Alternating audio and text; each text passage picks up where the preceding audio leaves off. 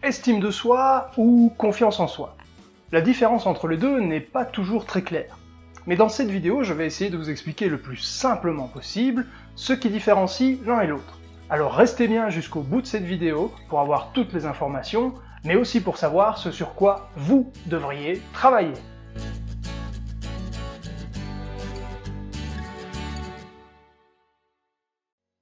Bonjour les amis, je suis Alex Boré, le coach qui vous permet de découvrir votre véritable potentiel.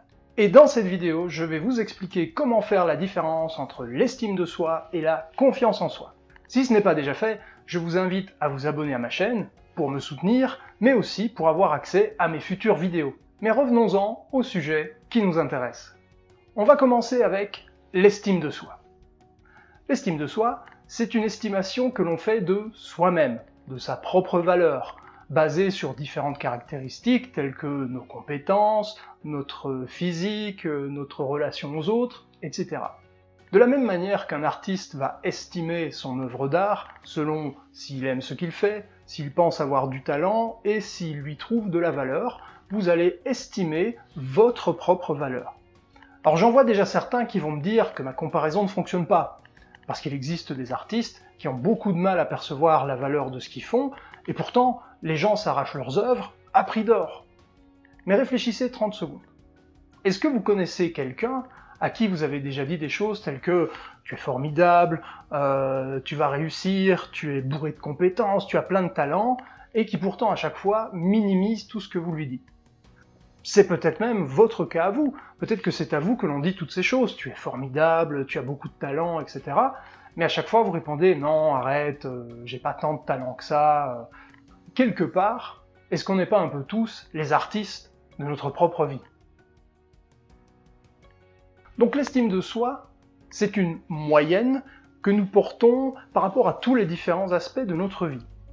Imaginons quelqu'un qui dirait « bah moi en relationnel, je pense que j'ai plutôt des facilités à rentrer en contact avec l'autre, même si je préfère que ce soit lui qui engage la conversation, mais en général j'ai plutôt des bons retours, donc on va dire qu'en relation je me mets un 7 sur 10. Par contre physique, je sais pas, je me trouve pas très beau, en plus de ça, je suis un petit peu gras, faudrait que je me remette au sport, allez on va dire 4 sur 10. Mes compétences, je sais pas faire grand chose, d'ailleurs je sais rien faire de particulier, je suis quelqu'un d'assez lambda, je vais me mettre 2 sur 10. Ensuite on va prendre par exemple les réussites. Réussite, j'ai pas accompli grand chose, oui j'ai fini mes études, j'ai réussi à trouver un job stable et mal payé, mais au niveau réussite j'ai rien fait vraiment de concret dans ma vie. Du coup je vais mettre un 3 sur 10. Et le truc, c'est que si on prend toutes ces stats et qu'on fait une moyenne, on arrive à 4 sur 10. Après, ce qu'il faut comprendre aussi, c'est que l'estime de soi va être assez situationnelle, dans le sens où, imaginons que vous donniez beaucoup de valeur à vos compétences, et que vous vous trouvez dans une situation où vos compétences sont mises à l'honneur. L'estime que vous allez avoir de vous-même sera forcément beaucoup plus haute, parce que vous vous sentez efficace, vous sentez que votre travail est apprécié. Mais imaginons que, juste après ça, vous allez à la salle de sport, vous vous retrouvez dans les vestiaires, et là, vous vous regardez un peu, vous êtes un peu gras, pas trop en forme physique, et à côté de vous, il y a Arnold Schwarzenegger, tout de suite, votre estime de soi, elle va chuter, elle va tomber en chute libre. L'estime de soi va donc facilement évoluer selon l'aspect que vous jugerez dans une situation ou une autre. Maintenant, on va voir ce qu'est la confiance en soi. La confiance en soi, c'est l'estimation de nos capacités à résoudre une situation. C'est-à-dire la manière dont je pense être capable de faire face à quelque chose qui peut avoir lieu, qui aura peut-être lieu, qui peut-être même n'aura jamais lieu. La confiance en soi, c'est ce qui nous permet de faire face aux événements dans un futur proche. Ça me rappelle une histoire personnelle, parce que pour ceux qui ne le savent pas, quand j'étais plus petit, mais également durant mon adolescence, j'étais quelqu'un qui souffrait énormément de phobie sociale, de la peur d'aller vers l'autre, de communiquer avec les autres. J'avais vraiment une très très faible estime de moi et une très très faible confiance en moi. Et du coup, je me souviens d'un jour où j'étais allé avec mon père, on était allé dans un magasin de jeux vidéo, et c'était pour acheter la cartouche Game Boy Pokémon jaune. Et donc je me souviens qu'en sortant du magasin, j'ouvre la boîte, et c'était pas le bon jeu qui était dans la boîte.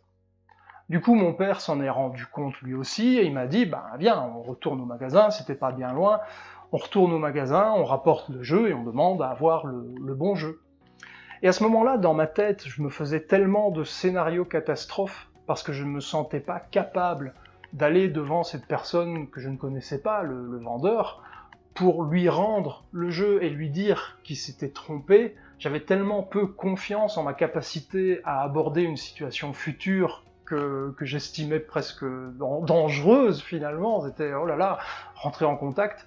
J'essayais de persuader mon père et j'essayais de me persuader moi-même que c'était pas grave, peut-être que j'allais apprécier ce jeu-là malgré tout, mais mon père a insisté pour qu'on rapporte le jeu, et je sais aujourd'hui qu'il a eu raison de le faire, parce que quand vous allez prendre quelque chose, si vous allez dans un restaurant et que vous commandez du poisson et qu'on vous amène un hamburger, ben non, vous avez le droit d'avoir ce que vous avez demandé. Du coup, merci papa. En résumé, l'estime de soi mesure notre valeur, c'est-à-dire ce que nous pensons de nous-mêmes. Et la confiance en soi mesure nos capacités, ce que nous pensons être capables d'accomplir. On remarque donc un côté plus général à l'estime de soi, là où la confiance en soi se rattache à un sujet plus précis. Bien entendu, les deux concepts sont liés, mais il faut tout de même remarquer que c'est l'estime de soi qui va fortement influencer sur la confiance en soi. Eh bien oui, si vous pensez avoir de la valeur, que vous croyez en vos compétences, vous allez pouvoir agir devant n'importe quelle situation, et vous allez augmenter la confiance en vous. Au contraire, si vous avez une mauvaise image de vous, vous n'aurez aucune confiance en vous, et vous ne vous sentirez pas capable de résoudre des situations que vous jugez compliquées. Le sujet est assez vaste, et il existe énormément de livres et de vidéos qui traitent du sujet si cela vous intéresse. N'hésitez pas également à me dire si ça vous intéresse d'avoir plus d'informations, je serais ravi de faire d'autres vidéos dans lesquelles je réponds à des questions plus précises. Cette vidéo n'a pas forcément pour vocation de vous donner des conseils ou des outils pour augmenter l'estime ou la confiance, mais j'espère en tout cas vous avoir permis de comprendre un peu mieux ce qui différencie les deux. Alors je vous pose la question. Et vous? Dites-moi en commentaire ce qui vous fait le plus défaut, estime de soi ou confiance en soi? Si vous deviez travailler l'un des deux, lequel choisiriez-vous en priorité? Je vous remercie d'avoir regardé cette vidéo. Laissez-moi un pouce bleu si vous l'avez trouvé utile et si vous pensez que d'autres personnes devraient la voir. Vous pouvez également la partager massivement pour répandre des ondes positives autour de vous.